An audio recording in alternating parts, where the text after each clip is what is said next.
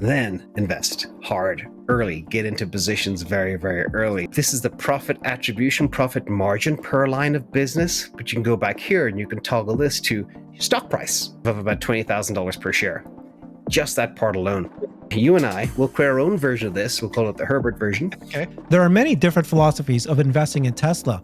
Some of us are long-term buy and hold, others are momentum investors, while others still trade options. Our guest today will share some of his learnings on investing. We'll dive deep on the financial model he's using for Tesla's major business units, and very interestingly, he'll share with us his analysis of the seasonality of Tesla stock, showing its volatile movement as it compares to the macroeconomy and the S&P 500. James runs a very successful YouTube channel called InvestAnswers, where he shares insights on financial freedom, real estate, crypto, stocks, and options. He has a lifetime of traditional finance, foreign exchange, and trading under his belt, with his career beginning in capital markets in Europe. He holds several finance degrees, including a master's in finance from Wharton. Welcome, James. Thank you so much for joining me. Very good. So happy to be here with you. I feel like I know you personally because I'm watching you for so long. So congratulations to you. And I love that brighter with Herbert, because literally watching your channel, you do get brighter and your guests are also awesome. So kudos to you. Well, thank you very much. And obviously, I've been looking forward to doing this interview. As you and I know, I've been chasing you for a long time. And so this is a great opportunity. You have a very successful channel. You have an incredible career because, as we were talking about it, you're unique in that you have a very financial quant model analysis. You did that for a living, and then now you're sharing that information to your audience. So today's show, you're going to actually show us really deep dive on your financial models, but then you overlay that with what's happening with the stock. Tesla stock, very volatile, very unique, different animal, and you can explain a little bit more of that. So let's start with, why are you interested in Tesla? What makes it a good investment? Maybe not. Tell me what your opinion is. First of all, I like to invest in disruption. I like to get in. I always say, like, get in early, get in hard in certain assets, whatever they may be. And I've done this. I first moved to the US kind of mid-90s, and then in 1999 landed in Silicon Valley and got a feel for how things work there, from Sand Hill Road to startups and the importance of disruption. So basically, since the 90s, I've been very focused on identifying things that will change the world. I've got a framework of what to look for, which we can probably walk through as well.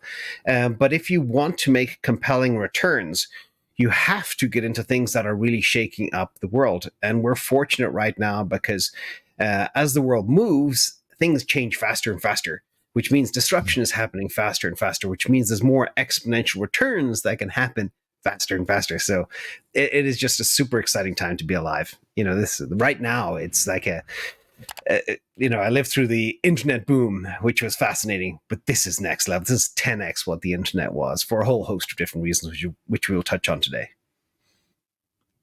Perfect. Thank you. Let's go through some of the slides that you put together. Specifically, how do you invest in Tesla? So let's start with that first, and then we'll dive into the financial model. So you've got this, you're calling it an asymmetric equity bet next decade. Tell me where that term comes from. Yeah, so apex predators, asymmetric bets, things that are so one-sided that literally it almost can't go wrong. And it's very rare. Typically, I look for things that are once-in-a-decade opportunities, and I spend a lot of time researching kind of what are the big narratives, what are the big technology changes, what are the industries that are ripe for disruption, and then identify the players. And then invest hard, early, get into positions very, very early. So like my Tesla story kind of began investing in 2017, nibbling. And then I bought my first Tesla, which is a Model X, in basically a year and a half later. And that changed the game. That was over 5 years ago.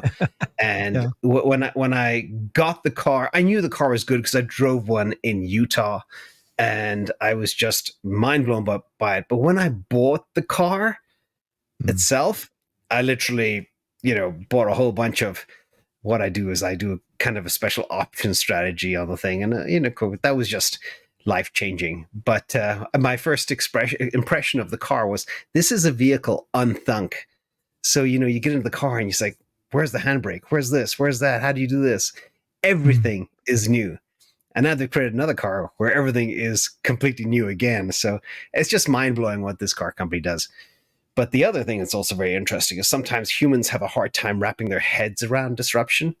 And that's also an advantage for us, especially now when you look at Wall Street and how little they actually understand, and how analysts that may come from the trad motor industry look at this car and they just can't figure it out, which is a great opportunity for retail investors, because that's my whole mission in life, is to help the small guy get ahead in these very opportunistic times. Well, I'm smiling like crazy. Very similar story to what I've heard. But the difference thing about you is that you're a quant, you're a financial analyst. So once you got excited, you identified something that is a disruptive technology, you dive deep, you research it. So let's show a spreadsheet that you're creating. This is the model, the financial model that you're going to walk us through. And it looks like you've taken every single business unit, and then you've identified here the units and growth rate, and this is just one part of it, right? It's a whole financial model. Do you want to give us a little peek into this? Yeah, let's do a peek, because first of all, this was built for you. Let me get my browser ready, and if I can share my screen. Alrighty. So let me know if you can see this. Yeah. And it's, first of all, this is I've built literally hundreds of Tesla models over time, and the my view of Tesla in 2017 to 2019 radically changed. And this thing changes literally every 12 weeks Yeah. at this stage. New lines of business, new synergies, new models, new growth rates. It's just mind boggling. In fact, I banged together a very quick Substack this morning, which is free if anybody wants it, just on Tesla insurance and how big that is becoming so Yeah. fast. So, what we've done here, this is built for, of course, brighter channel, Thank you. Herbert Long specifically, because a lot of people talk about their Tesla valuation models. It's like, I thought, I like to do things different and make things a lot better, kind of like what Elon likes to do. Of course, I know Elon, Yes. but what about building a Tesla valuation model that would be configurable by the user for any assumptions they want? So this is the first Yeah. core input table. It takes your starting year. So for example, next year, this will be 2024, could be the starting year. You calculate the exact fleet size at a point in time. I just assume Yeah. 5 million. Yep. Fleet You hit growth that. rate, 40%. Yes. And we'll go through this in great detail when we model, after we go through some other assumptions. But then you get the master sheet. And this is kind of the main piece here that I want you to Nice. focus on. So I just have a certain number of lines of business. It's 11 for now.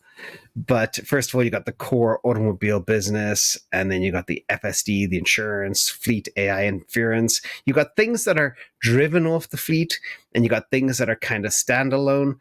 Then you got new products like the semi and the van, and Megapack and auto bidder, superchargers, and the hardware for the superchargers. You got Optimus bots, you got Dojo compute, solar pump, like tons and tons of stuff. We don't know how big or how successful some of these will be, but we know some of them will be groundbreaking. And literally, it's rare you come across an asset that's not only a call option on the future, but it's 11 or 12 call options on the future, and all will be extremely disruptive. And that's what's mind blowing about this. So, the vision behind this model is to create a model with these different lines of business where you can plug in your actual data. So, you plug in units, the unit percentage of fleet size. For example, if you're calculating off of the fleet size, then you have your annual growth rate, which will vary by product line. Of course, price and ASPs will vary by product line too.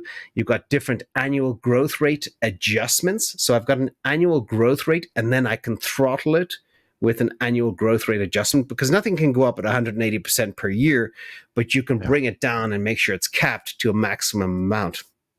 Mhm. Then you have your ASPs, and then your ASP price adjustment. Again, as Tesla scales, as Tesla comes out with the Model 2, the ASPs will fall. despite the fact it'll be somewhat offset by the higher price of the Cybertruck and things like that. But again, it will fall over time. So you put in that sales price adjustment. Then you have a multiplier for stock price. Of course, this also varies by line of business. And then you have the profit margin per line of business. I can guarantee you, nowhere on earth will you see a model like this. In addition, you have your output sheet here, which is the summary of the whole model that does all the calculations, which you configure yourself. But even better, something else. What you can do here is you get an export chart. So you can see the actual, this is the profit attribution, profit margin per line of business. But you can go back here and you can toggle this to stock price per line of business. Boom. So for example, you very Awesome. quickly Nobody see said here, that before. That's exactly what I want. Yeah. The Optimus bot here could, in the year 2033, be reflective of about $20,000 per share. Just that part Just the alone. Optimus. Yeah. Yep. And then you can $20,000 toggle a share. anything else, your average sales price per unit, your revenue, profit margin. Revenue starts getting really bonkers, really fast, up to nearly 8 trillion. And that's the model. But what we will do, hopefully, after we get through some of the presentation, we can model together. You and I will create our own version of this. We'll call it the Herbert version. Okay. Yeah. And we'll put in our assumptions. When and the other thing too, you can assume when, for example, the semi and van begins, say they're already doing the semi right now, so I have it at year zero. But imagine Dojo Compute as a Service starts in 2025. You can configure that too, and how much it costs. Okay, that's the part right here, the starting year that many of us are debating at this point, right? Because some people think that FSD is 2 to 3 years away from now. Of course, Robotaxi. I'm glad that you broke it apart, by the way. A lot of confusion there. Robotaxi should be separated. And then bots, which comes first? And then depending on which comes first, we'll talk about it, but it looks like your Robotaxi is a lot smaller than what I've seen others put together, like the CERN Basher evaluation. Let's get there. Yep. So let me go back to, because what I'm interested in, that's very exciting. I want to get to that right away. You are, like we said earlier, somebody who puts numbers together, not just talking about it. So let's go through your thinking about what makes a good investment, and then how does the volatility and the seasonality of Tesla happen? So tell me about what this is here. Okay, there's a couple of things we can look at. So first of all, what makes a good investment? This is really interesting. So when I look at investments per se, I want to find things that use data. For example, my channel is all about data. I believe data is, if you can mine data, you find gold. And it's that simple. That's how you find assets. That's how you find disruption. I'll tell you a fun story. Back in 2017, I bet my network that Bitcoin would hit $107,000 in the year 2030. So that was like, I was that confident that Bitcoin was, people were like, no, it's impossible. It's a scam. It was like 2,000 or 3,000 at the time. It's like, no way it's going to happen. But as it turns out, because of my data, my research, I was completely wrong. I completely underestimated how big it's going to get. So I like to also sandbag stuff. But as I say, if you can use data, if you know how to evaluate and appraise it, that's vital for a business. And one of the amazing things about Tesla, I was just thinking the other day, they track everything in the car and they use that data to build cars, and then you have people in Wall Street who's like, oh, this needs to have 7 seats, or this needs more range, more mileage. They don't understand the trade-off of how many seats, how many people. Like, I can't remember the stat. You probably know this. 65% or 80% of trips in vehicles in the US are taken with just one person in the car. And everybody's driving 7-seater cars. It's stupid. It's for these extreme edge cases that are never used, or towing or range. I mean, can you drive 500 miles without stopping for a coffee or going to the bathroom? I certainly can't. My battery life, my range is far longer than my personal body range. So that's the other thing too. Anyway, data and is so Tesla important. knows. Yeah, Tesla they know knows everything. The other thing is the disruptive nature. When you see industries that are just, I sometimes say, banging rocks together like cavemen, you know Mhm. there's an opportunity. Okay, if you look at how the traditional TradFi works, traditional manufacturing works, etc., this is an opportunity. And I was always obsessed with things like, Google when they came out, and Uber, and some of the social stuff as well. It's fantastic. So that's the second thing. Then you got the innovation focus to be able to constantly evolve to stay competitive. You could argue Apple used to constantly evolve, but they've kind of slowed down. But Mhm. for Tesla to redo lines when they're already far better than anything else on earth, they don't settle. And that's that focus and innovation, which is very important. Then the long term vision. I mean, the master plan, part one, part two, part three, just incredible. And that's the way every company should be, but none are. Then you have the Mhm. network effects. There's so many examples of network effects within a company like Tesla. One of them is they don't pay for advertising or marketing. It's all word of mouth. Mhm. And people like you and I, that's very, very powerful. Um, Yeah. then you have Butts and seats. scalability. Yeah. The more Exactly. cars they produce, the more people that experience the Tesla for the first time, it's already shown that the more cars are sold. Yeah. Exactly. And then you have scalability, the ability to grow not only without increasing costs, but by reducing costs. You look at Amazon expansion. I think a lot of people mocked Amazon for building too many warehouses. Right. And then C19 hit. Who's laughing now, So, Mhm. but the fact that everything that Tesla build is for scale. I'd never been in a factory in my life, and I spent 2 hours walking the line up and down, capturing every part. You look at the whole Cybertruck production line; it's completely automated from beginning to end. I think you had Jeff Lutz on who said the same Yes. thing. And I met Jeff. Actually, we missed you greatly there. I met everybody face Thank to you. face that I've known for a long time, like Alexander and Jeff and Hans and Yeah. Xander, your whole gang, face to face. But you were missing. Uh, Um, but that's so important. That scalability. These guys build everything to scale and to shave every penny off every process. And then technology utilization. This is absolutely key for new and disruptive business models. Nobody uses technology like they do for every aspect of their business. For example, one of the things that few people actually realize is if you take your average enterprise, whether it's Apple or Microsoft or whatever, SAP, even those companies, they buy enterprise software and CRM systems and ERP systems and HR systems, even though they may make them themselves. But Tesla and BI systems, Tesla built everything from the ground up for themselves because they couldn't find anything that was good enough. Like that's beyond technology utilization. That's I don't even know what the word is for that. And then finally, you need a visionary leadership. The first thing I do when I analyze a company, I analyze the leader. And I was fortunate to have been tracking Elon Musk's progress for 21 years. So it's kind of like I knew what I was dealing with in 2017. He's a special cat. A lot of people questioned his ability to build a car company, but you don't question somebody with a track record like that, or the conviction. Conviction is very, very important. And you tie that visionary leadership into the long term vision, boom, that's what you want. That's how Yeah.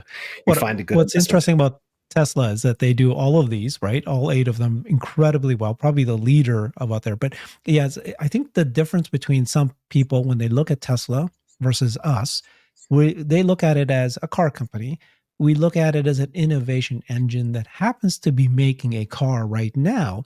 And like you said, Joe Justice said, who used to work there, Agile in Tesla, they will make their own ERP software. They'll make their own app that you would use Yep. to monitor the employees because it's about the data. It's about capturing that information and then running their own business like an entity that they like a company, like a business. And so they're not afraid to get into multiple business lines and then it all comes together, works together. So I Yep. see them as an innovation engine and they just happen to be making one product, two products. Now they're making 12 products. I think I find it funny that some people don't that like they're not even thinking that in 2 years from now we're going to hear a net new industry that Tesla is going to disrupt, another new product, Yep. probably the home. Um, Exactly. they think And that they're not standing still. Yeah. And Elon said that actually in a recent interview. I think it was Andrew Sorkin asked him, "Are you going to make a phone?" And he said, Yeah. "There's no need to make a phone right now, but if the need does arise, yes, I will." So whatever they see an opportunity, they can do it, and they know they can execute better. Another example is the new Grok AI platform. We'll talk more about AI later. I think Yeah. they're already second best, and they just started, Yeah. so that's They just not bad. started. Yeah, Amazing. So this part is all of the companies that Tesla is doing. Thank you for putting this together. By the way, I couldn't stop looking at this when you shared the yeah. slides with Well, me. this I is not my slide. love it. Actually, this is Oh, somebody else's, and it's a little bit out of date. But the point yeah. of this slide, I was in a bit of a hurry to pull this together.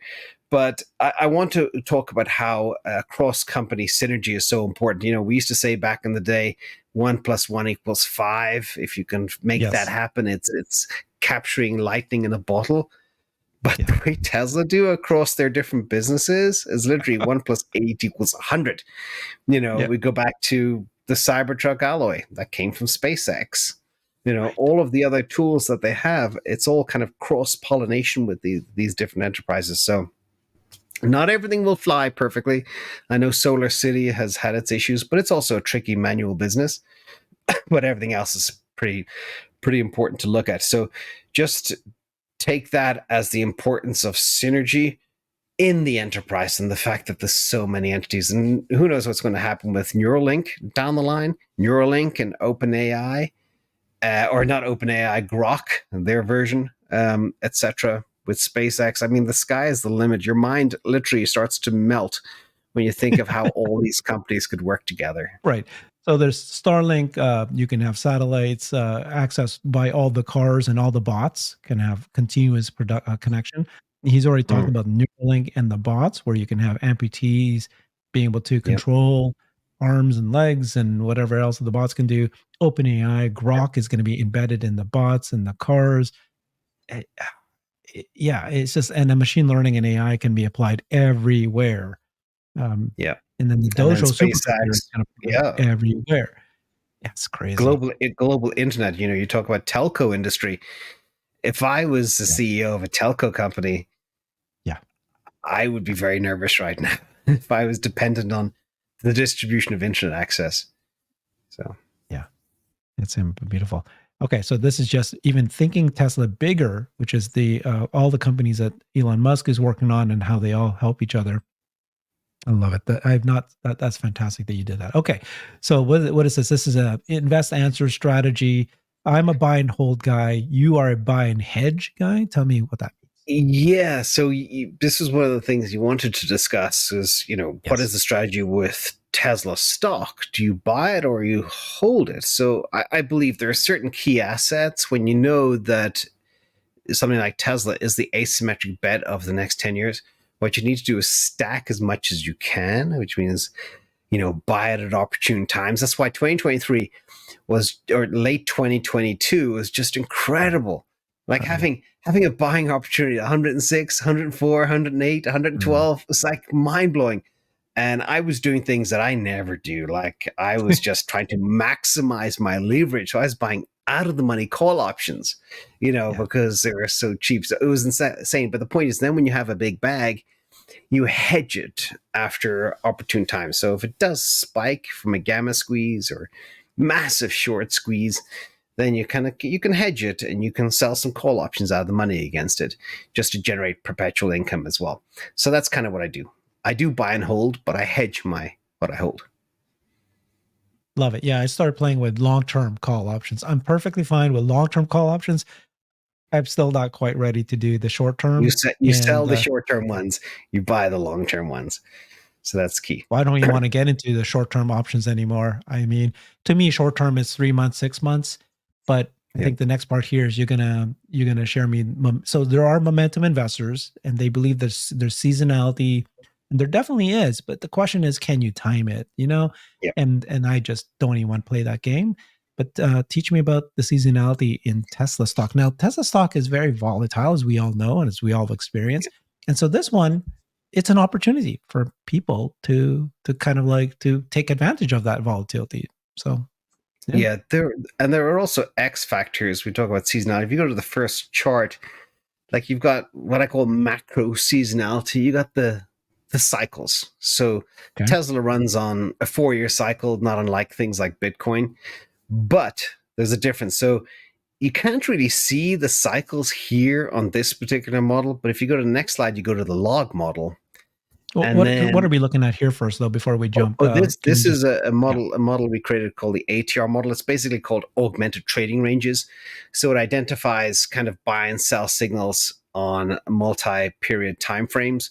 This is actually on a 3-day time frame. If you go to the This is a 24-hour 3 time days? frame, Okay. yeah. So it's just to get. I wanted to get the full picture of where Tesla is since the beginning of time. But Mm-hmm. you get an idea of when I talk about the 4-year cycle, 3 to 4 year cycle for Tesla and where it came from. So, what Tesla typically does in terms of the macro seasonality, we'll get into the seasonality in a second, but the macro seasonality is a function of it kind of sits quiet for 3 years and then it's rampages for a year, and then it sits quiet Mm-hmm. for 3 years and it rampages for a year, and then it sits quiet for 3 years and a huge rampage. That was the Mm-hmm. 2020 post C19 rampage, which was beautiful. And now we're in coming to the end of the next period of quietness, and So that you're saying is 20 years. You're yeah, saying 3 3 years of years. quietness. So now, when I say 3 years, we could be talking 30 months, we could be talking 28 months, we could be talking 36 months. It does vary slightly because there are external factors that do impact it, like the macro, like high interest rates, like what Elon Sure. says Yeah, to that's unique. upset people Yeah. out there in the markets, like narratives. But overall, this is the macro cycle. So if you look back in time, you got 2010 to 2014, then you got 2014 to 2017 and early 2018, and then you have 2018 to 2021, and now we're 2020. Well, basically, we've been quiet from 2021 to now. We're going into 2024. And therefore, I believe 2024 will be huge for Tesla. But Love it. there's a lot more to that as well. Sure, sure. It's not I mean, not just the macro trend, but also the yeah, fact that you got so many tailwinds. We've got yeah. FSD Well, 12, you got Cybertruck yeah. scaling, you got Model 2 leak perhaps coming, and so much more. Okay. So I'm a product manager by background. I'm a Oh, startup guy, right? And so I don't look at the stock, right? I'm the long-term hold person. I look at the company and the products and everything you said at the very beginning, right? How do you identify a good company? mm, Are they producing good products? Are those products going to be innovative? Are they going to be disruptive? And what I will say is that I look at milestones. I'm known as the milestone guy, and I keep track of every single milestone that Tesla's ever achieved since 2003. I've got these tables that I send out there, and they hit off these milestones. So if 2022 was a disaster year for the stock, the entire year it fell.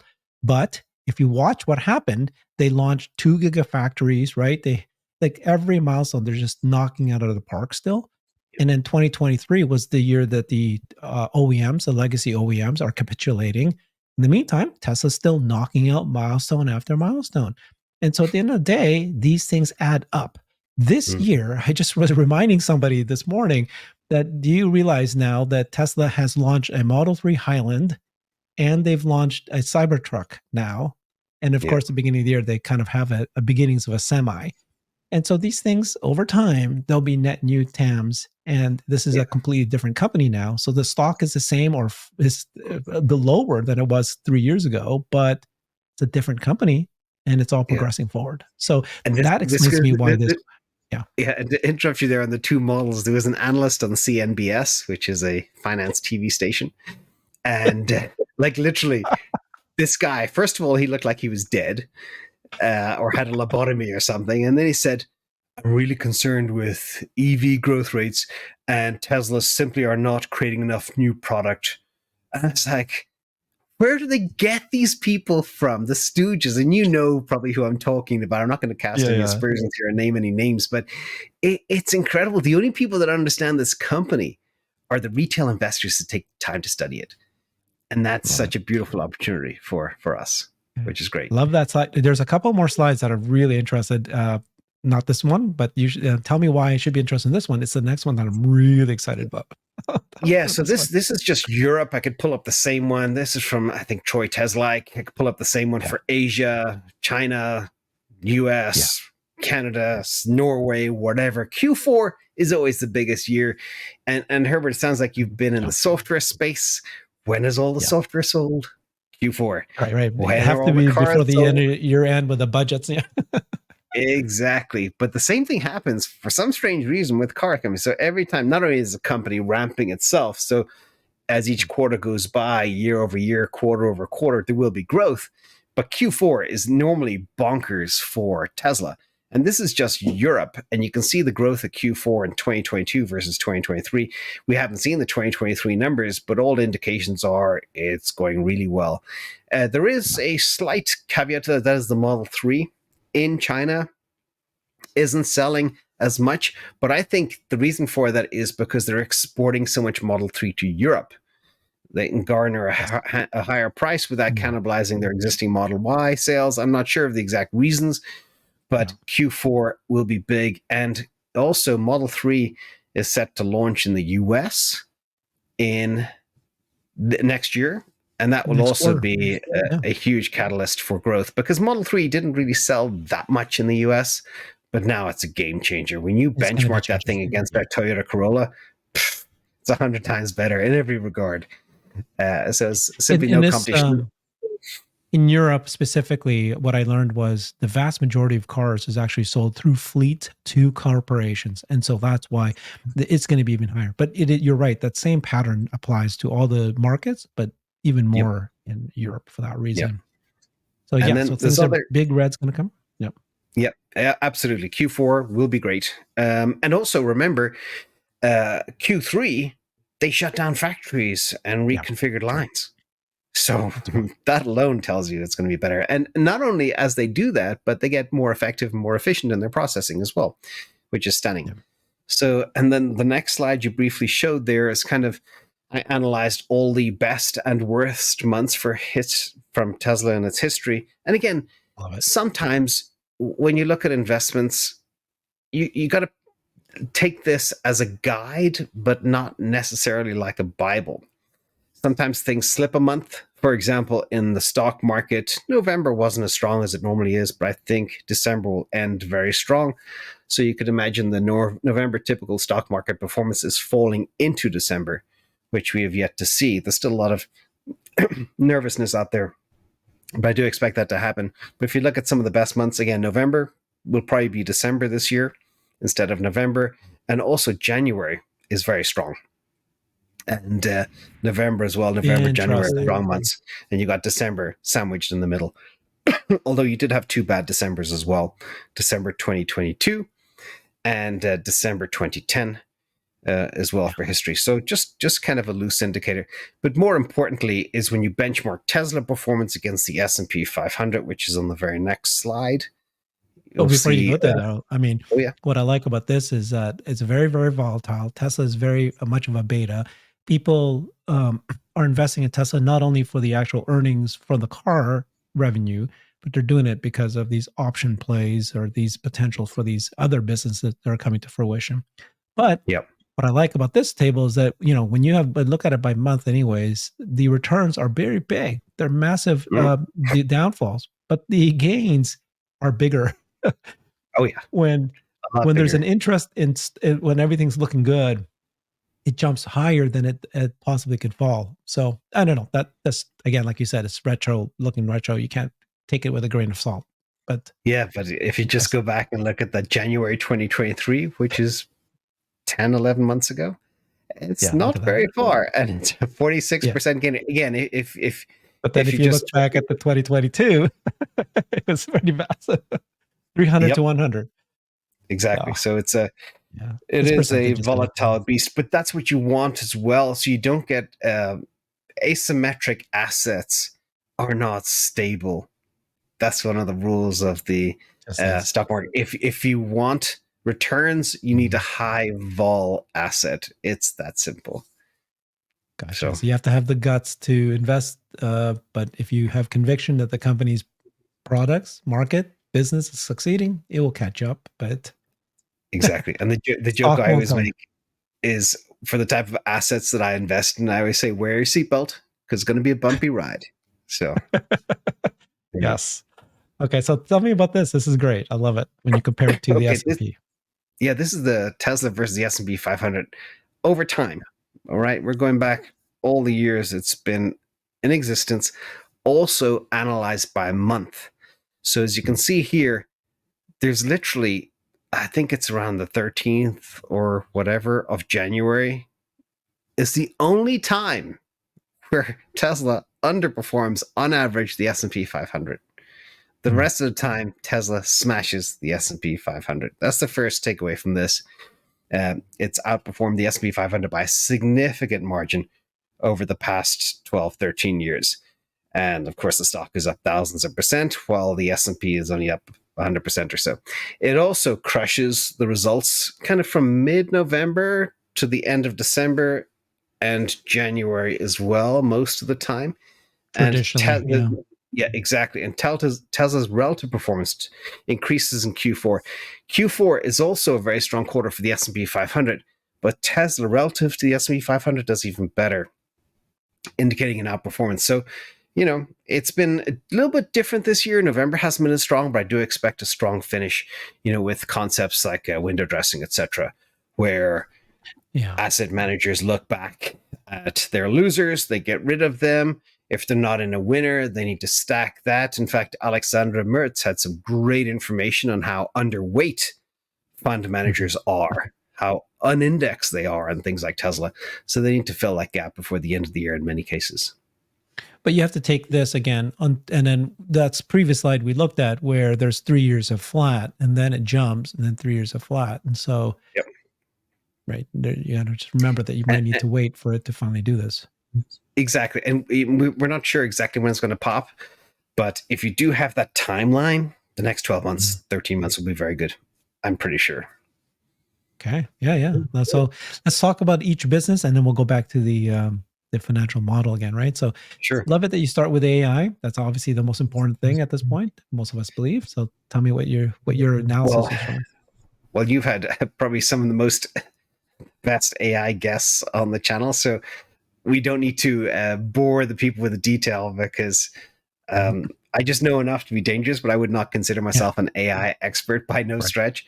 But one of the things from the outside looking in, and I actually did a huge video on AI identifying the top stocks, I believe, that are top AI stocks for next year. But soon, I think Tesla will have the 5th largest supercomputer on Earth.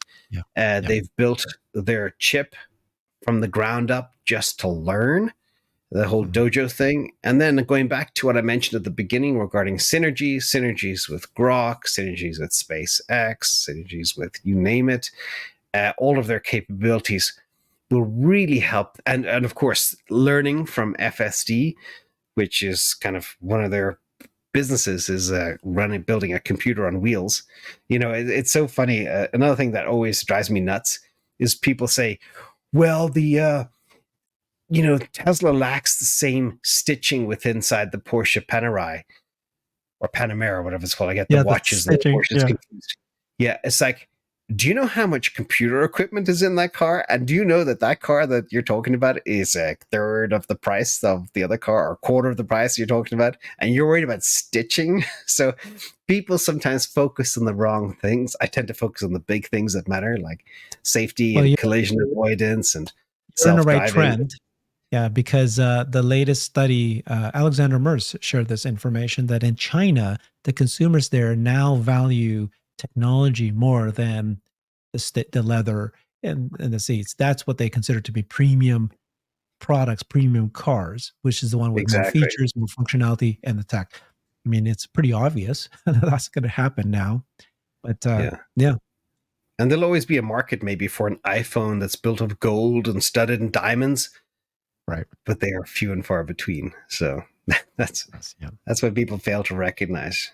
And also going back to stuff that as well, Tesla believes it is the leading AI company on Earth. Yes, he is sometimes off in his timelines, but he's not prone to exaggeration.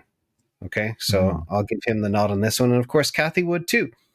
Her research is, I think it's the next slide, is second to none. Her market timing is awful. but her research is incredible. Well, I was going to So ask she you about does, that. yeah.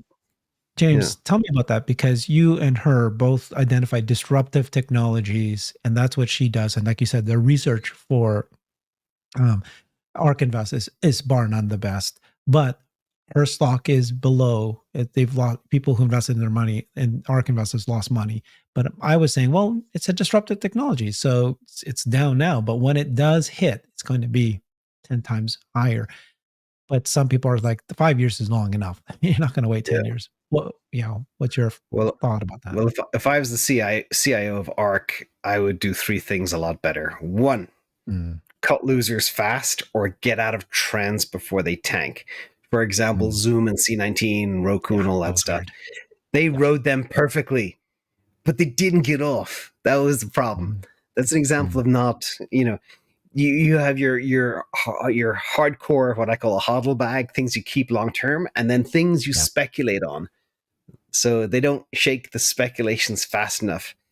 Second thing, which I think is the kiss of death to Mm. ARK Invest, is they cap how much they own of a certain Yeah, asset. that's it. Yeah. To 10%. It's like if they didn't do that, if they just let Tesla grow and shrink and grow and shrink without cutting it and then buying all this other garbage, they would have done much better. And then in terms of timing, that's like I can't tell you the number of times that I have bought something and then I find out a couple of days later she sells it.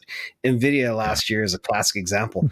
I buy it like 180 or whatever, and then she sells it at 190. And I'm like, Yeah. oh, okay, fair enough. I'm sticking with my Nvidia. I think it's huge. So like things like that. That's what I mean by she's brilliant, but gets married to things, sells things she shouldn't, Mhm. either holds on to them too long or sells them too early. That's what I mean by Yeah. timing. So, and timing is everything in life. Everything, absolutely everything. Okay. Tell us about Tesla, why Tesla will thrive. This is it. Let's do Uh, this. all right. So this was a kind of a whole hodgepodge of things. I'm just dumping some concepts here on you because I want to go back to the model that we built for you Yeah. and tweak it, but based on things like some of the core business, just to share with the audience too of how I view it. One, charging. I've always said, wow, people don't realize they have, 50,000 gas pumps, nearly Yeah. 6,000 gas stations all over the world. Breaking down the Mm. numbers, 1,900 in the US, 1,800 in China. I was stunned. That Mm. shows you how Uh, big the Chinese Shocking. market is. Yeah. Yes. And 1,000 across Europe. And they're scaling Europe very fast. I can't remember how many superchargers they're deploying a day. I heard 3 at this Mhm. stage. Did you hear those numbers? I In can't different parts? remember either. Yeah. 'Cause Yeah, I but get it's mixed up big. between per hour versus per day. Yeah. And the average spend per customer per station is $12, which I heard Mm. too. I can't verify that, but it Mhm. depends where you are and how expensive the electricity is. And it could at least be a $20 billion revenue line by 2030. And again, we can model this as well in the model. The second Yeah, thing is well, yeah, just a comment on the charging is I think Larry Goldberg, his modeling shows that by 2030, the charging itself will be as big as the revenue that Tesla makes now in cars. Just charging itself. so It's he's already the same 5x. as now. So he's Yeah. 100 billion. Wow. Okay. We And can play with also, those but numbers too. also, yeah, but also, so this is just this is just Tesla superchargers. And then do you believe that we're making any money out of the licensing? And the Ye- percentage of Yeah. that too. So, Well, the BP and and the the other thing too is that yeah, you've heard that these massive oil and gas companies are paying Tesla for the superchargers, and so they're going to have way more superchargers as well, and they must get a cut of the revenue as well for that. absolutely, I'd say I figure they're probably making 20% margins on the product. Mhm. Elon's vision is not to gouge anybody; Right. Yeah. it's to transform the world. Yeah. A few people also understand that too. He could have the traditional ice makers over a barrel and say, "Well, Yeah. you want access to our stations? Yeah. 100 billion a Yeah. pop. Let's go." Yeah. And they'd have to Yep. pay They because they have to can't pay. sell their crappy things. It's like, I tweeted I had to do 1,000-mile drive, all FSD, all nighttime, Wow. mix of Wow. roads, some roads in the dark through fields with no lines. I couldn't Yeah. see anything. It was pitch black. The Yeah. car could see. And I was Yes. blown away by that. I would literally Mm. have to nearly get out and crawl with my hands and knees and feel around to Mhm. find the way. But the car knew where the road was. It was amazing. Mm. Anyway, so that itself is huge, very underestimated. Next one is semi and semi FSD. This alone could be a huge business. We've seen and we've heard from the Gateses of the world and Daimler Benz that there's no way that the semi is physically possible. But whoa, Mm. they are ramping up a semi factory, heavy automation right now, I think, in a place called Sparks, Nevada. Mhm. And Mhm. they're going to build that puppy to scale. So I do believe they could easily do, I don't know, 10,000, 20,000 units in 2024 and then ramp it. And the price that they can charge, because there's so much inherent savings from these vehicles, easy $250,000 a pop. Even though a traditional ICE semi is 180 to 260, I think they could command $250,000. And the success that Pepsi has been mind blowing. So that's just some stuff on that as well. Um, Optimus bot is kind of another thing that you and I will play a lot with the model, because there's so many ways that this could work. There could be an app store for the bot to be able to choose a menu of what you want the thing Yeah. to do, whether it be a security guard or a chef or Yeah. fold sheets or work in a factory and count boxes or sort things. You've heard all that. There's so many stories as well as everybody will want to buy one for their own house, but I don't think you'll be able to buy it because Nope. It's all Elon's leased. very concerned about the risk of somebody creating an army of bots. So somehow he'll have to maintain a kill switch so he can deactivate them all. So they'll go, boo, the way like in the movies. So they will be leased and they will be heavily controlled and monitored, maybe by Starlink, more synergy stuff. I don't know, just thinking out loud here. I'm sure you have many ideas too. I do believe he's dropped a lot of hints, which has been very exciting. One is when you look at the advancement over the last year, just like Grok AI over a couple of months, what Optimus has been able to do has been mind blowing. He did say somebody made a video of the Optimus bot giving a gun to Yep. another one and shooting the Mhm. Cybertruck. Extremely well made. The AGI or CGI is Yeah. just incredible. But Elon Musk commented, "Yeah, they'll be able to do that next year." He Yeah. also wants to bring in that whole dexterity within the fingers. We know it's going Mhm. to be smart like the car, but they'd be able to thread a needle. If, like, I can't thread a needle myself, my eyes aren't that good. Can you imagine the bot can thread a Yeah. needle, what it can do? Right. Means it Yeah. could technically do nearly open heart surgery. Anyway, that's the bot. We'll model some of that. Megapack Yeah. business. Before we go there, just my Yeah. comments on the bot.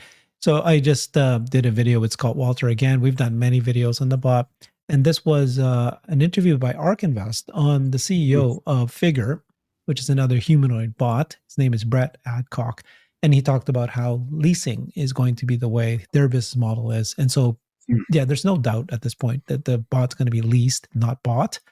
Yep. Um, and then, yeah, the fingers and the hands, that's the thing that very few humanoid bot companies are able to show. And Yep. the dexterity that you put there, the number of degrees of freedom is Yep. what's going to differentiate them.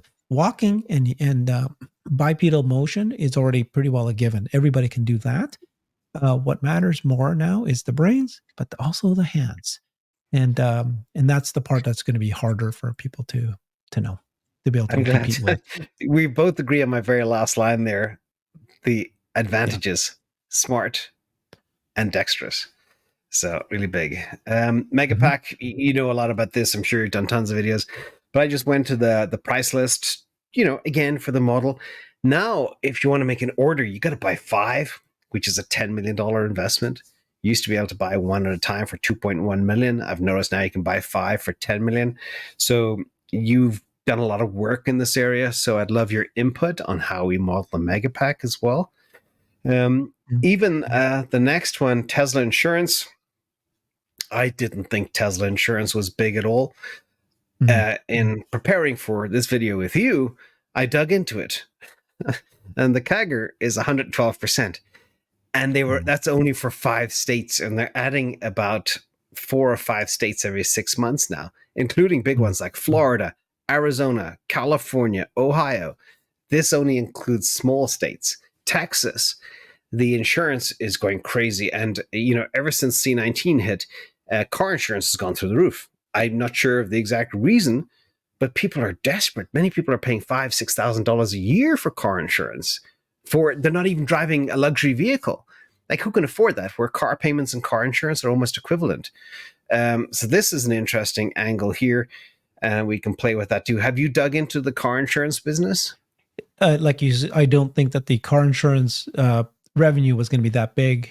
So, like you, this is shocking to me that it's already $200 million medium. But I Yeah. believe that insurance plus FSD plus the car is going to just disrupt, as you were talking about earlier. It's almost like lemonade, right? The data that they Yeah. get.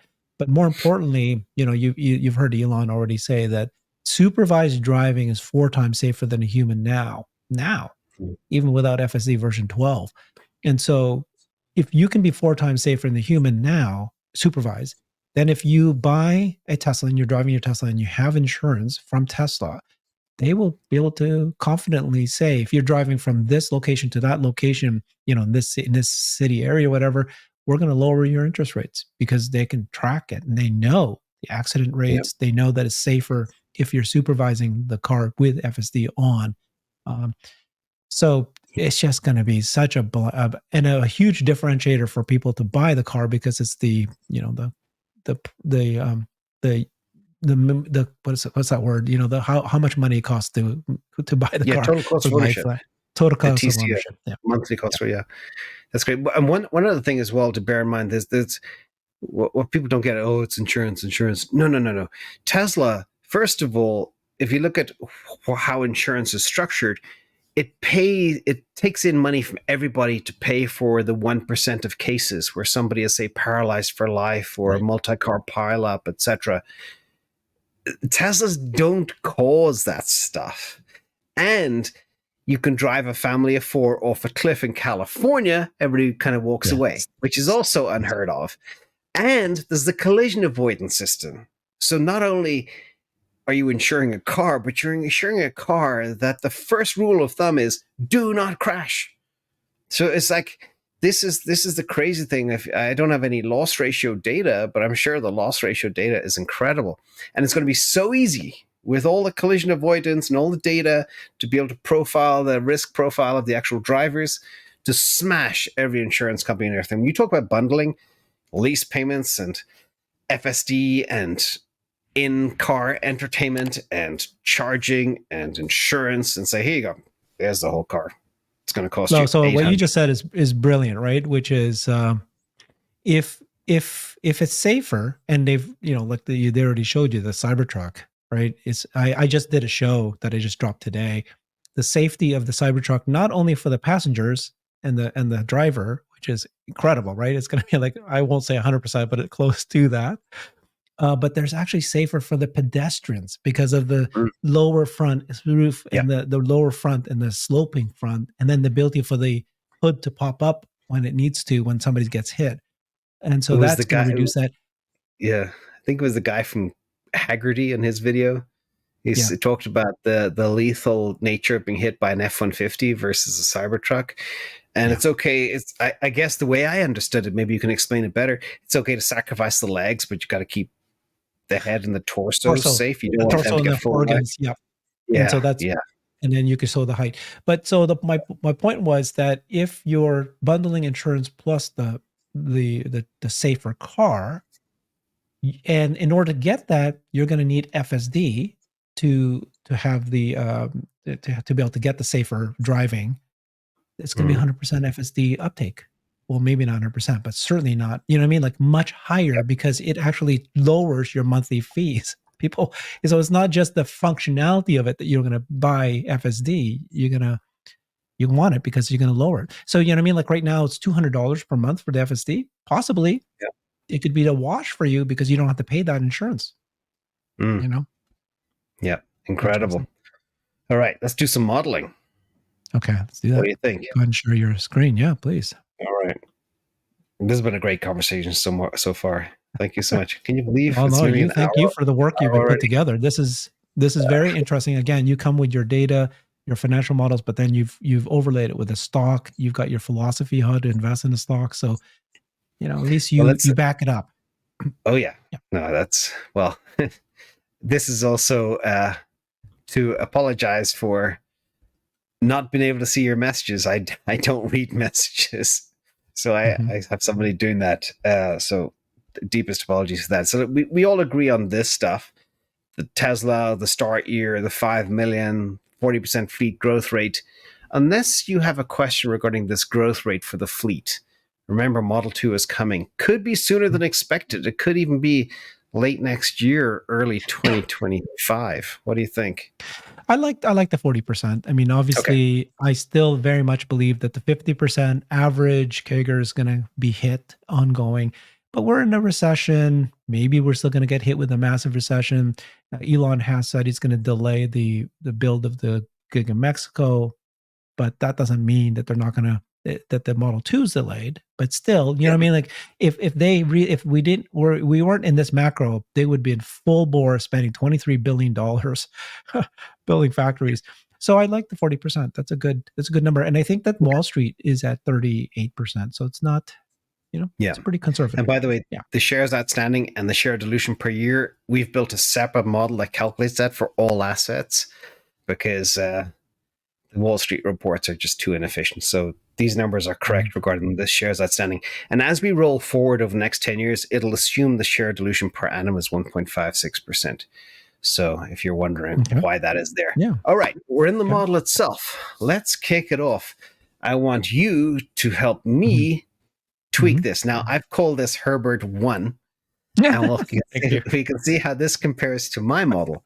All right, so Okay. feel free to flash anything. All right, first. So obviously automobile, so it's already happening, right? So Yep. what year do I put that? Well, Zero, right? that's It's already happening. begun. Yeah. Yeah. So FSD has begun. this is the units Yeah. I believe we will do. This is my projection for 2023, 1.839 million units. Nice. Um, That's a good number. uh, Mhm. yep. And then I like the that the very thing much. is, Yeah. yeah, Mhm.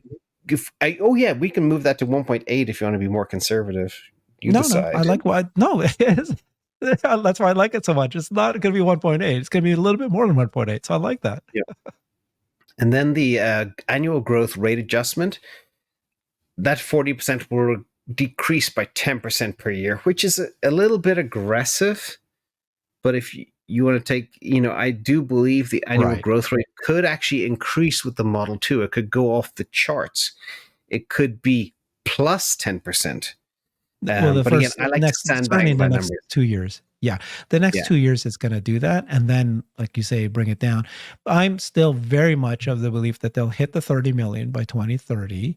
Hmm. And the reason is because of the unboxed model.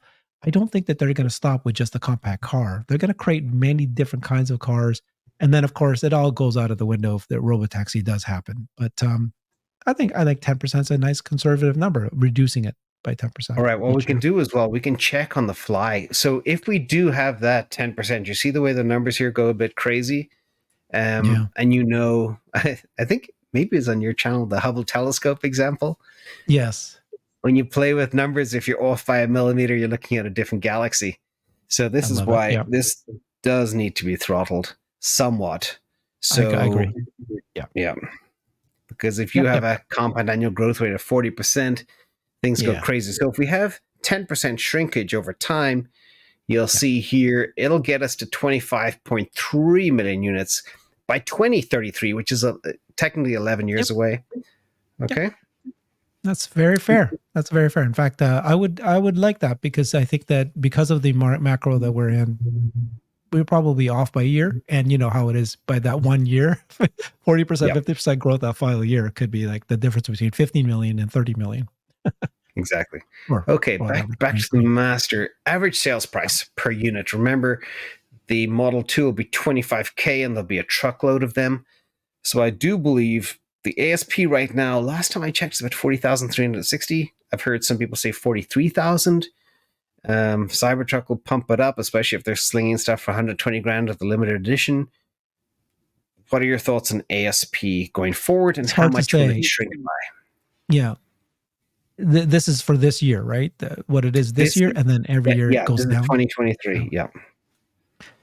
I would just leave it whatever it is now. Yeah. And then by shrinking by 5%, because like Okay. Cybertruck won't arrive for several years. Model 2 won't arrive for several years. And so we'll just go with what we have now.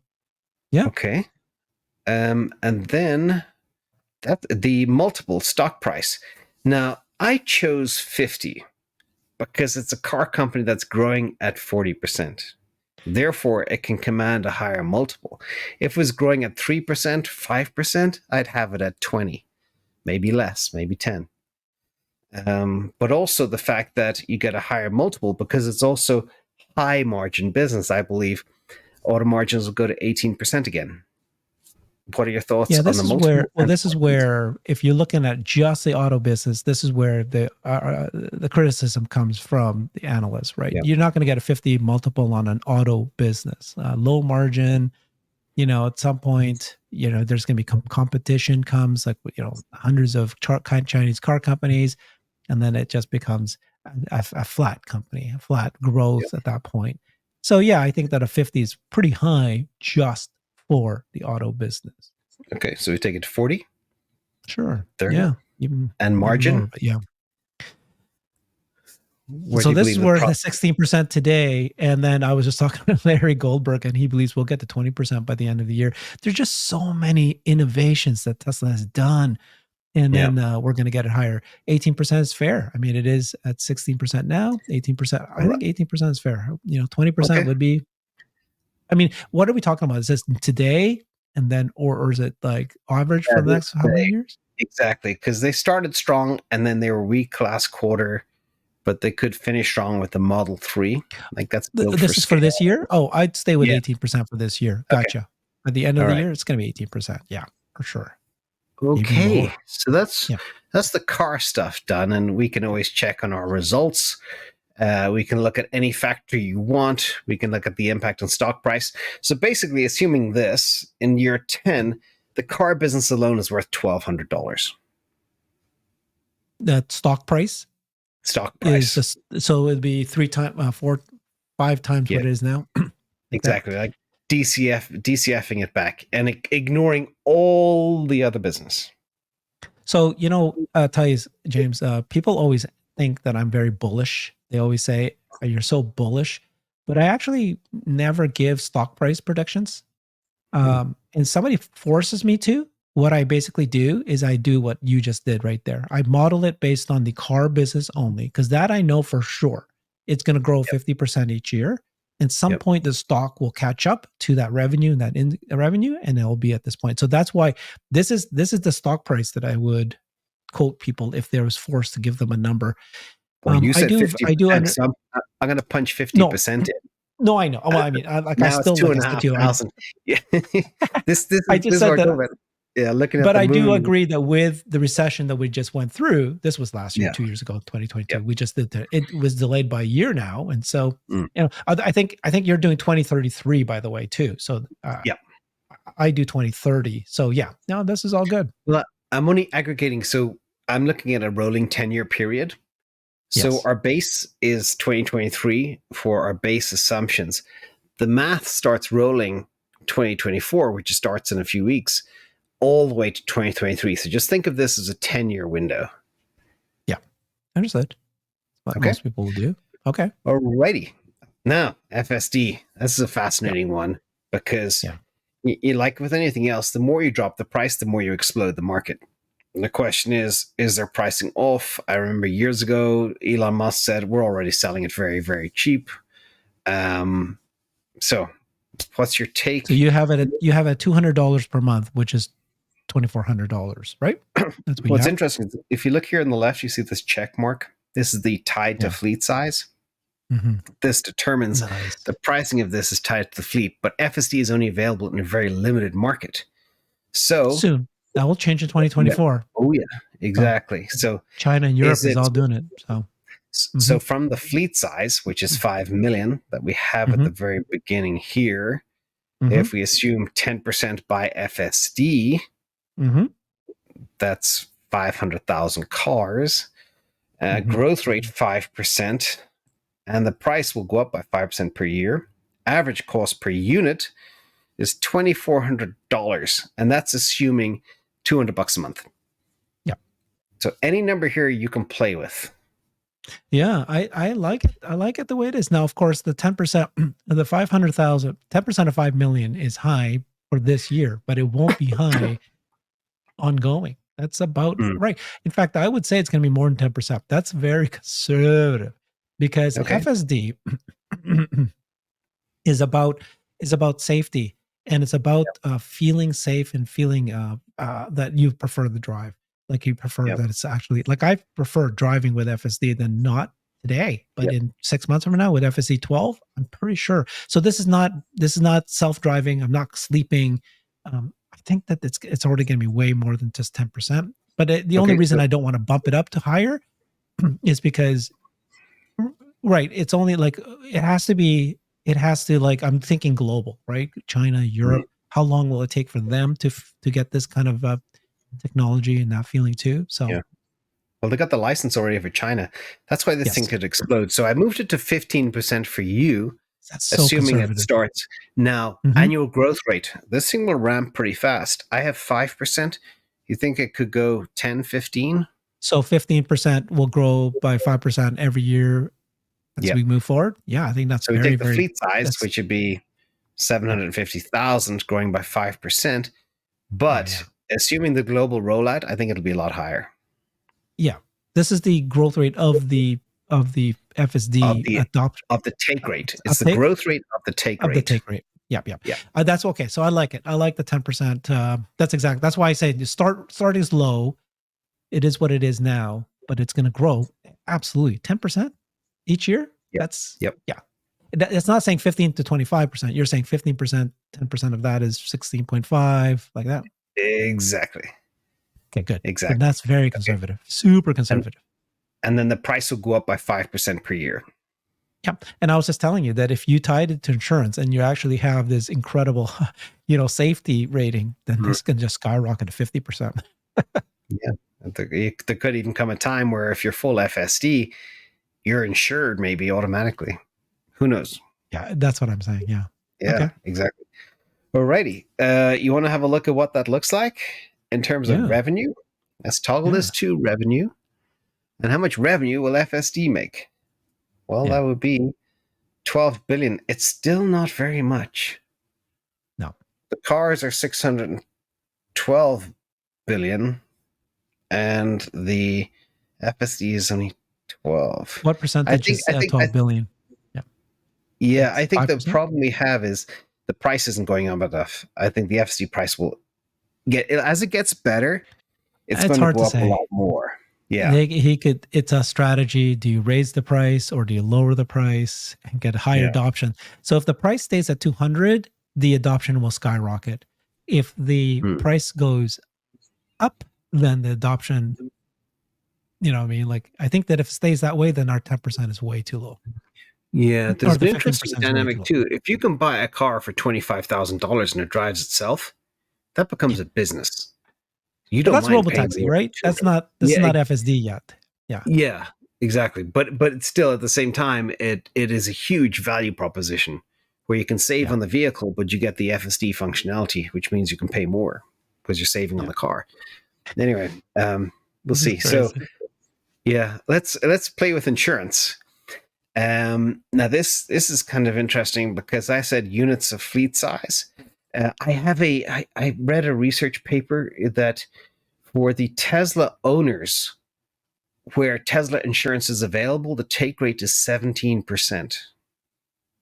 But the problem is it's only Yes. available in limited states. So I calculated the global fleet, and that's how I came up with the 4%. Yeah. But I Oh, believe it's going to grow very fast. And also, Elon Musk wants it to be a global insurance, not just every state in the US, but everywhere in the world. yeah, but the problem is it's like we experienced in 2023. It's like we all thought that there's going to be 11, states by now, but it's like nothing. My own state, Washington State, they had already paperwork applied a year Huh. ago and nothing. I So thought I they think had it. not Washington. Washington. not Washington State, like Seattle, Maybe Washington. it's No. DC or something. Yeah. Or, Yeah. okay. So this one is so hard to say because it's like it's based on regulatory approval. So Mm. I wouldn't know what And to do with this one. just looking at the growth rates and the rollout of the states, I mean, I showed you the numbers for 2022. It's $250 million already in premium. Yeah. $250 million. And that's only in 5 states. And they're double the amount of states for 2023. In addition, so that's why I believe the growth rate will be 112%, because that's what the CAGR has been since 2019. Yeah. That's why I plugged in 112 here. And I do believe the insurance will get cheaper as FSD gets better. That's what I was going to say too. I mean, it's all, like you said earlier, it's all tied together. If FSD shows safety, insurance will be approved. I mean, just how do they measure, as a mature business? Okay, let's see how big the insurance revenue line is. This is interesting now because it's bigger than the FSD. There's no way. Yeah, that's weird. It's weird. But it's not weird. It's because of the growth, 112. The 112, though, needs to be capped as throttled by 20%. So maybe throttle the growth rate by 40%? Whoops. Don't know. Sorry. Let's see what this... there, 74 billion. Yeah. But remember, the average insurance per car now in the US is $2,200 a year. It's a lot of money. Yeah, it's expensive. But it's the same as FSD, the same pricing of FSD. So yeah, just the take rate could be higher. Anyway, we'll leave that at that for now. Then the fleet AI inference. This is a tricky one because it's so new and nobody knows exactly how it's going to work or how much it's going to charge or how much power it could create. And I know you've done some digging into this as well. I believe the average revenue for Tesla will be about $150 a car per year. Extremely low amount. That's low amount. Yeah, but what are your take on this? Yeah, I think that's fair. Like, I think I did that show with Sat, and he calculated this is the ability for a car because it has a AI chip in it to rent it for Dojo, kind of for other companies to be able to take advantage of that chip that's in your car while you're not driving it. And I think that he modeled it between that the car owner can make anywhere from $200 a year to $2,000 a year. Ooh. So it's a big range. But I think that the 150. I'm approaching it from how much Tesla gets, what piece of it they get. Yeah, so 150 is about right. I would say this is about the same that the car owner would get. But if the car owner is getting between, what do you say, 150 and 2,000? Say the middle point. Okay, say the middle point is say $1,000. Shouldn't Tesla get at least 50? That's a little bit of an aggressive thing, but that's possible. Okay. Yeah, that's what he was saying. Well, let's put that in, and let's say Tesla. What cut do they get? Half? Yeah. So yeah, I think that the way CERN does it, which is like the fleet owner and Tesla should both get the same amount of money. And so in this scenario, I feel the same way, right? Which is the car owner and Tesla should get about the same amount of money. Or maybe, like you said, half of what the car owner is going to get. Yeah, that's always fair. So if the middle point is 1,000, say Tesla gets half, 500. Now the take rate is just 10% of the fleet. What happens if that goes a lot higher? Like 30? If your car is sitting there and you're not paranoid about security, let it infer for you. You know, it's free money. So that the take rate could be a lot higher. But I also. The fleet AI inference, I forgot to set the start year. 2 years from now? What do you think? Yeah, I'd even, maybe 2 years from now. I like 2 years. Okay. Yep. Good. So now we control that. So there we are. Let's see how big this could be for Tesla. Fleet AI inference, $13 billion. That's huge. Have a winner. I mean, that's why we did that video with Sat, because he's pointing out this is going to be another revenue stream for Tesla. That's significant. Yeah. All right. Robotaxi, the big one. This is the Kathy Wood story. And I'm interested in what you discussed with, you said SAP or CERN? SAT. Well, CERN too, but I don't remember all his numbers. But in his case, his Robotaxi revenue was about the same as the bots. Within 5-10 years. And so I've got 607 billion in Robotaxi revenue, but my bot business is 2.7 Crazy. trillion. Yeah. This is one So of those things, right? Which happens yeah, when? So we need to play around first of all when it happens, because some people believe that Robotaxi is going to happen. You put 2 years from now, and then you put yep, the bot. Would you put the bot down here? 3 years, yep, and yet your bot skyrocketed that high. So yes, you know what? You're looking at it for 10, 20, 33. That's the other difference. That's what it is. yeah. So These are by the numbers here. 2030, you have the bot at 100 billion. Uh, That's right. And then you have the Robotaxi at 43 billion. So Yeah. yeah, this is where it gets kooky. So I actually believe that the bot will happen sooner than the Robotaxi, but most Wow. people believe Robotaxi is going to happen sooner. Yeah. Well, so my theory on the bot is the bot will happen next year, but Tesla are going to test it extensively in their own Yes. factories. It's going to augment Agreed. their staffing heavily. Yeah. They're not going to give it to the world for years to come. And that's why I have Agreed. year 3, which takes us to, let's see Well, when the tell me money how many starts. units are going to be sold? Year 1, year 2, year 3 for The bots. first time they'll be selling it will be 2026. And Mhm. the number of units. So are we jumping to bots or do we finish Robotaxi? So Well, I I think think, yeah, I need Robotaxi to is look at both at the tricky. same time. But let's do Robotaxi, Okay. sure. Okay. Robotaxi, I assume 1% of the fleet size, starts in 2025, growth rate 150%, shrinkage 20%. And the average revenue for Tesla per unit is $5,000. Now, all of those could be completely off. I Yeah, they're heavily all going to be sandbag off, right? things. Yeah.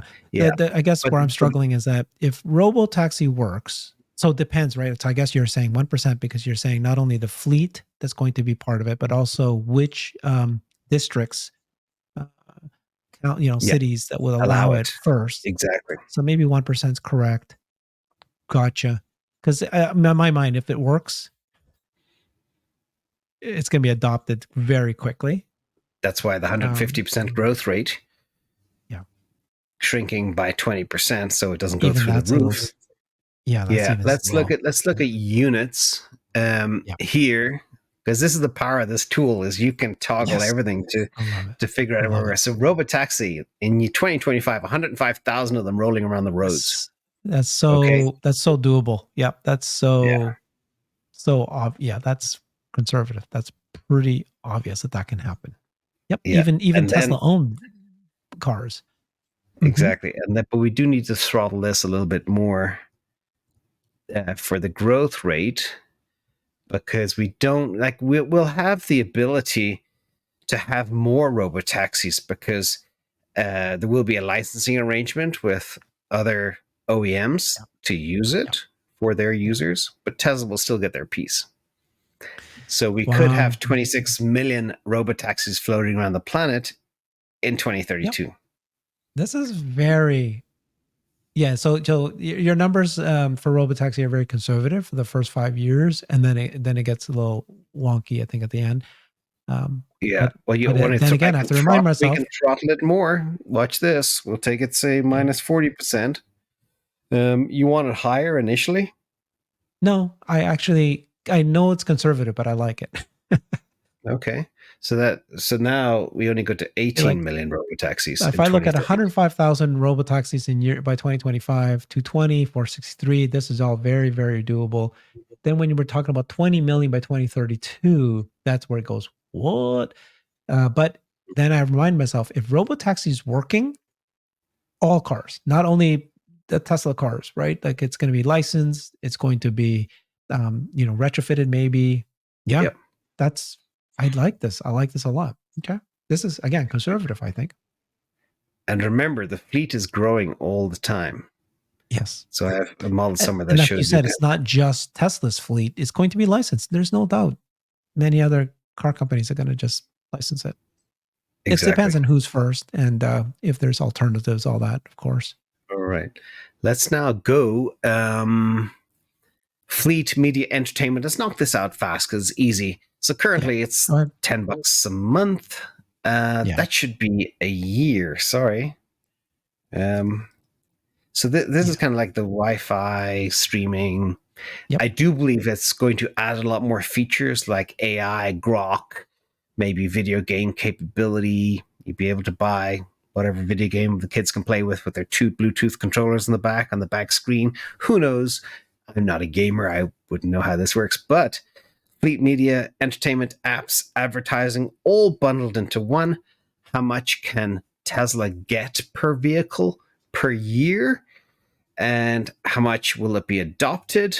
I took 20% of vehicles pay for it. It could be 50% or 100%. Yeah, I'm not sure. Exactly.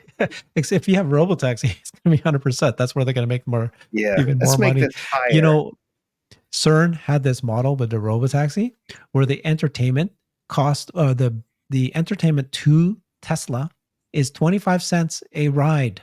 25 cents. Oh, And wow. it's bonkers how much money Tesla makes if Robotaxi. Is that for like in taxi advertising or marketing Mm-hmm. or And just 25 people cents playing games? per ride. Wow. Mm-hmm. Yeah, Actually, advertising, and video you're watching. Mm-hmm. just drilling into that little thought experiment. Imagine you got 19 million robotaxis. They're doing what, 50 rides a day per? Exactly. Yeah. Oh my goodness, 25 cents. That becomes a monster's business. That's a scary thought. Yeah. I was But saying, this is the think problem about with this. The problem with this modeling is it's also synergistic. You know, 1 + 8 = 100. This is what Wall Street can't do. They can't figure it out. think We can't figure it out. exponentially. Yeah. But yeah, so the app store, there's going to be an app store. There's going to be like an app marketplace, especially if there's a Robotaxi. So it gets crazy. So yeah, but I kind of like downplay this bit as well. I just downplay it because it's like it could be part of the business model where you just give it, but then it could be massive. Like if we start getting cuts for every time, like take me to the McDonald's, then it buys the McDonald's, and then it takes me to whatever the next destination. I can be paid by those destinations to not only advertise but also to actually purchase the, what I mean, just purchase it automatically. The car buys it for me. So here we are, $3 billion is the revenue 2032 for App Store, etc., which is very small considering the fleet size. Tiny. So I think what we can do is probably bump up the price a little bit. Anyway, we'll leave it for now. We'll sandbag it. Okay, semi and van, 100 units the first year. That's the base year. I do believe they can grow. Like the van, we don't know about. So I bundled the semi truck and the van together, but they'll be commercial vehicles. 100% growth rate. And let's look at the units first.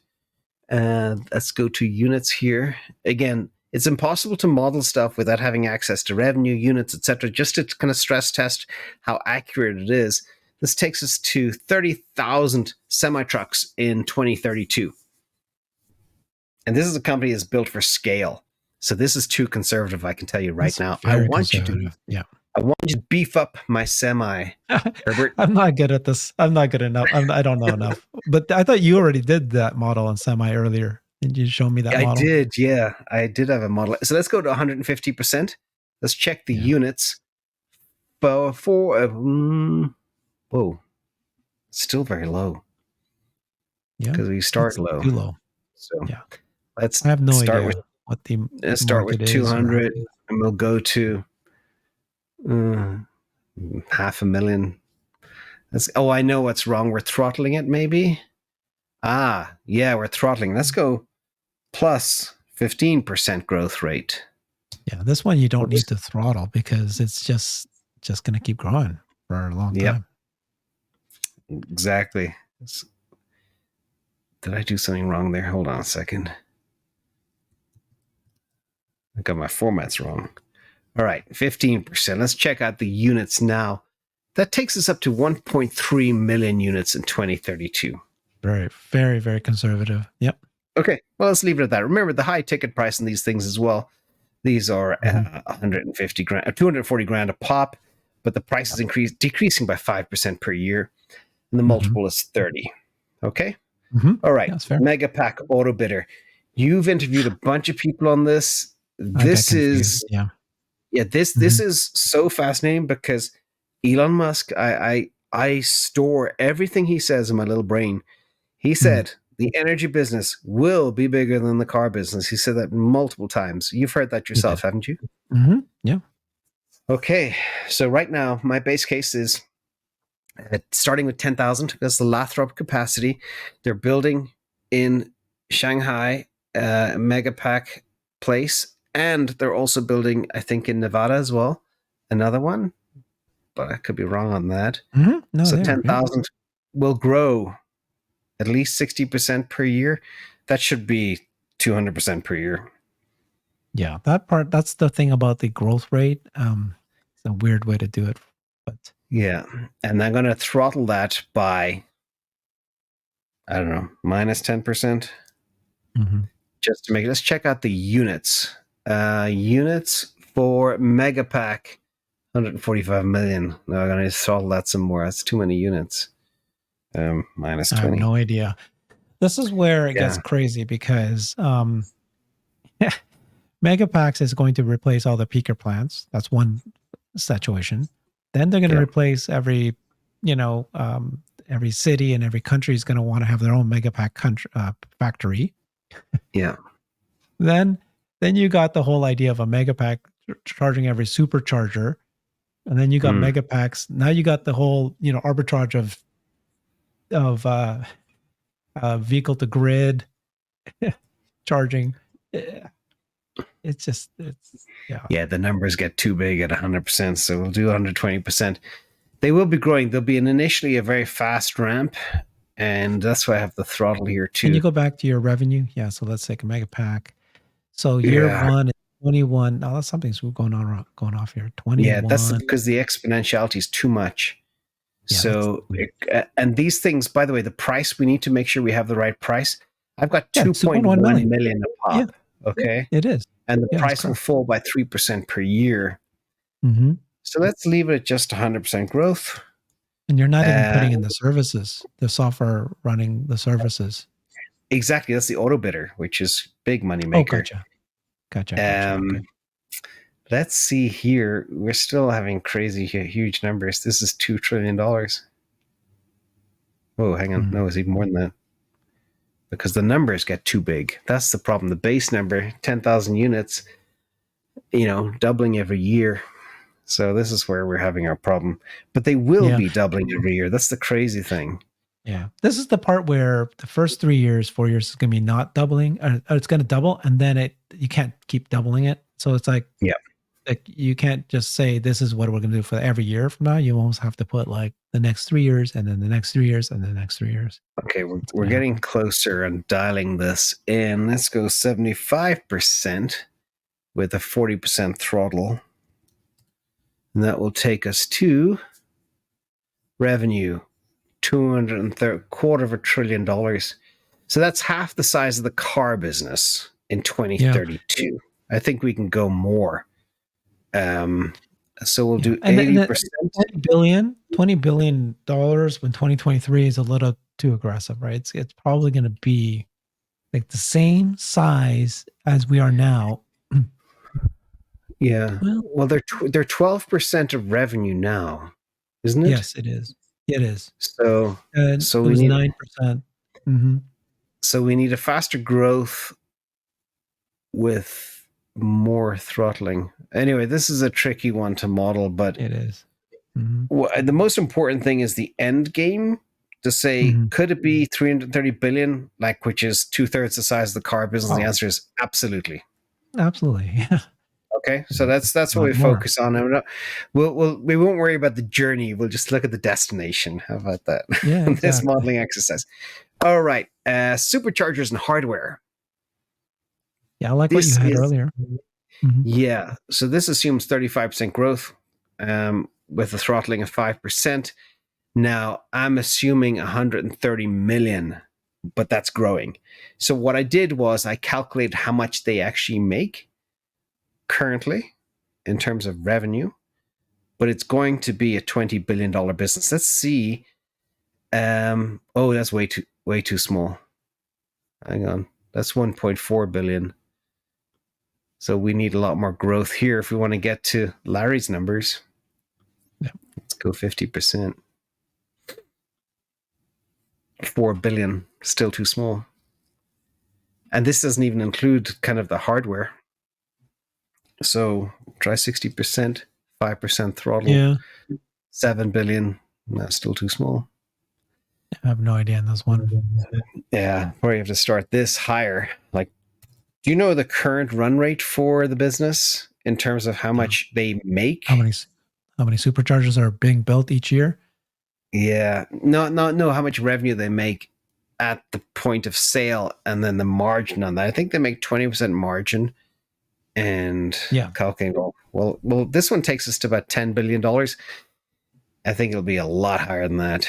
I just took a look at it. It says they estimate the supercharger business will be 3 to 6% of total revenues, translating to 10 to 20 billion business by 2030.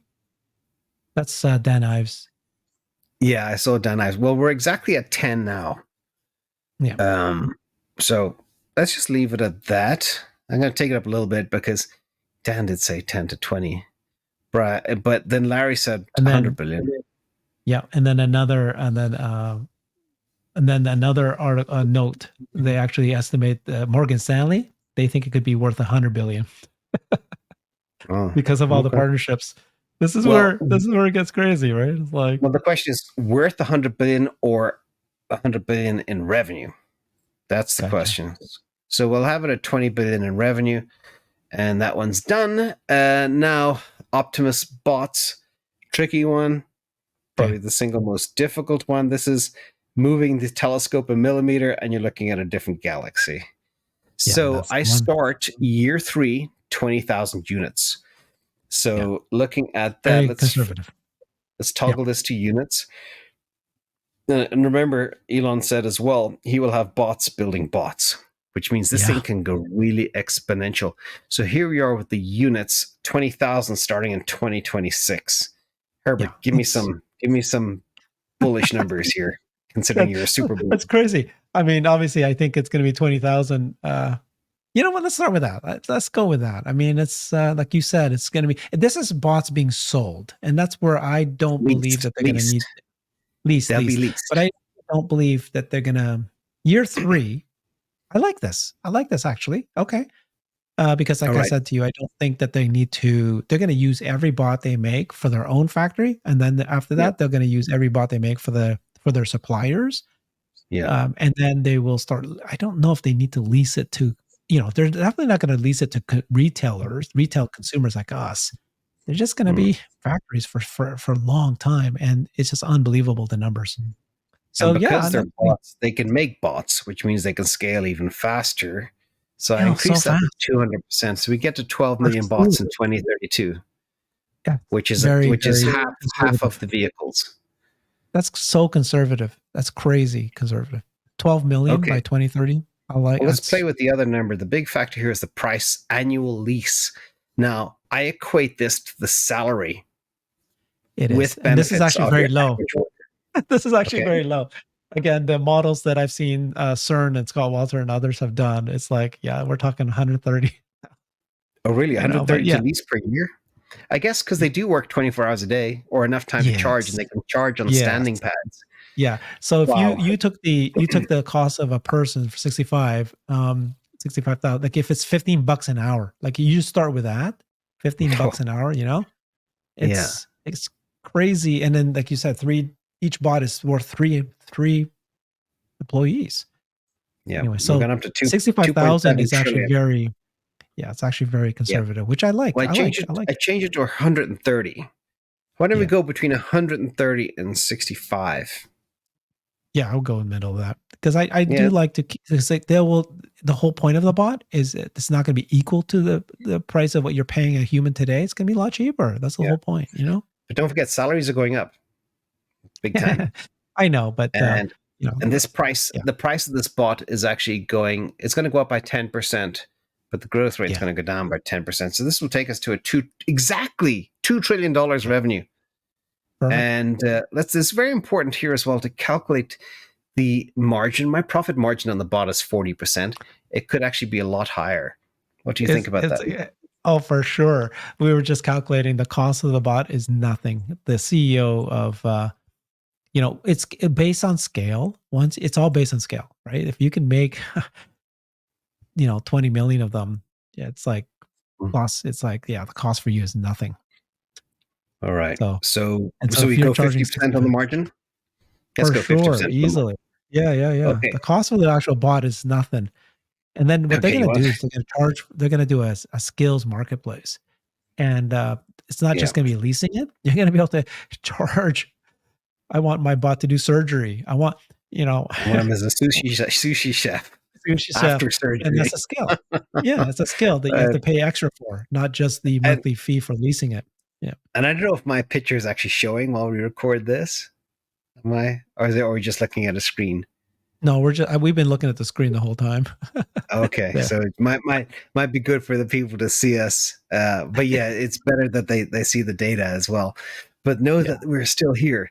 All right, let's do two more real quick, and then we'll look at some price targets. Yeah, yeah. Let me know if this is still sharing. So Dojo computer as a service. This one's tricky for me. I assumed what I did was I took a percentage, a tiny, I think it was 8% of AWS Yeah. revenue, and then I calculated 15% growth rate and a 10% price adjustment every year with 50% margin. Over to you. I have no idea. What's weird was that the way he said it was, it's either going to be incredible. I don't know. Do you remember the number he gave? Like it's like a trillions of dollars, or it's going to be nothing. And then Yeah, I there's all think the it's definitely going to be something. then there's Like, the competitors. Yeah. yeah, So, imagine they lease out FSD, and then there's a specific use case that one of the OEMs, or they mhm. license FSD, and then the OEM wants to test a use case. Maybe it's driving across a desert or something. Yeah. Maybe they will need to also lease compute so that the system can learn how to drive in certain circumstances. I don't know, just different ideas. Or it could even be navigation systems for ships. I have no idea, but either way, I think there will be a lot of adoption of this. And I don't start it until 2025, as you can see Yeah. here. Agree. Let's take a look at the numbers here. So this is 10 billion Mm-hmm. starting in 2025, growing conservatively Mm-hmm. 37.5%, and Yeah. it only becomes a $92 billion business. I think that's too conservative for sure. That's The actually growth fairly rate, good. That's very good. I think if I remember correctly, what his analysis was that it's going to be an $80 billion business, which is what AWS offers to Amazon, yep, but it's going to be 4 times the profit than Amazon. And Amazon AWS made their stock jump by 4 times, just the AWS business. So yeah. this is very, very, as long as it's about what AWS, because I think at that point there's going to be lots of competitors, there's going to be a lot of options. This Hard is to where the know. multiple gets very interesting because here Yeah, it I should be high. toggle this to a 70 multiple, Exactly. uh, Agreed. and Yep. Optimus would be 80. Okay, final thing, solar Agreed. pump. Yeah. As of two Heat or three pump. years ago, I didn't even know what a heat pump was. Never Yeah. mind a solar heat pump. I'm totally out of my depth here, so help me. I Yeah, I said they know could nothing do. about. I think many people believe that solar is going to be a dead business, won't exist. But I think that they're going to get into solar farms, not selling solar to retail. Uh, a lot of people still believe that they're going to do solar on roofs, but it's going to be a commodity business. So I don't want to put too much money in solar. But heat pumps, right? It's like for Yep. the home, that's a whole new business. Who knows? Oh yeah. And I would not do year zero, of course. I'd make that year 5 or even later. But Okay, let's do yeah, year three. I have no idea. Yeah. And No idea. so I did do some research. A typical heat pump costs about 7,500. Theirs will be a lot more Mm, energy efficient. yeah.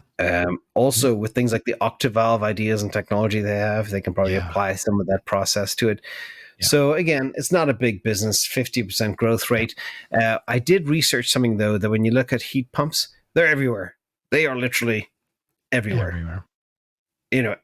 There are hotel rooms that have them, and each one has a hotel room in some cases. So forget houses and factories. It You could be a know, huge business, but it's not a gonna well, so first of all, Tesla's not gonna do a new business unless it's gonna be fairly big and it's gonna have to match, the other businesses. You know what I mean? Like, why would you Yep, do it if it's just a distraction? They're not gonna do it. exactly.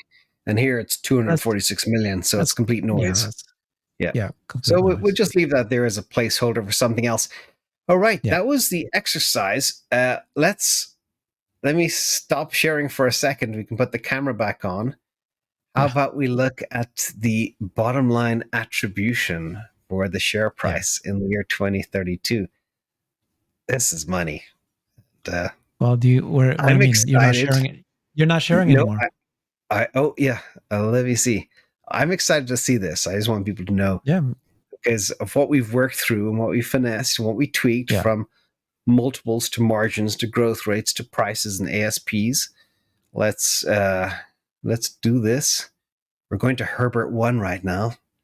Ready, everybody? Love it. I love it. I love it. So yeah, in the model, we go to our export sheet and we toggle this to stock price.